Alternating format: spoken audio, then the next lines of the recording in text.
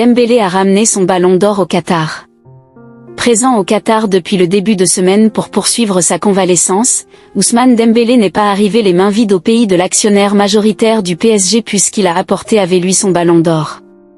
Le PSG annonçait dimanche dernier qu'Ousmane Dembélé, blessé à la cuisse droite le 5 septembre dernier avec l'équipe de France, allait passer quelques jours au Qatar et plus précisément à la clinique Aspetar située à Doha.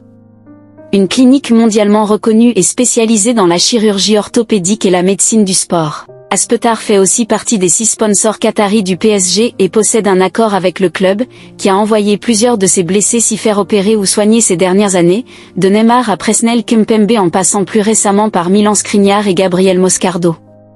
Ces quelques jours au Qatar doivent donc permettre à Dembélé de poursuivre sa convalescence dans un établissement réputé et aussi de se déconnecter un peu après les derniers jours mouvementés qu'il a vécu à Paris dans la foulée de sa victoire au Ballon d'Or. Le changement d'environnement est bon parfois aussi pour l'aspect mental, confirmait ainsi un proche du vestiaire aux Parisiens cette semaine.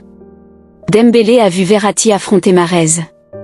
Lundi soir, Dembélé a profité de sa présence au Qatar pour assister au match de Ligue des champions asiatiques entre le Al Duhail de Marco Verratti et le Al Ahly de Riyad Mahrez, 2-2, et il a été aperçu en tribune avec l'ancien international marocain Houssine Kharja, formé au PSG et apparu plusieurs fois aux côtés de Nasser El-Khelaifi ces derniers mois. Le ballon d'or Ousmane Dembélé se trouve à Doha pour voir le match entre Al Duhail et Al.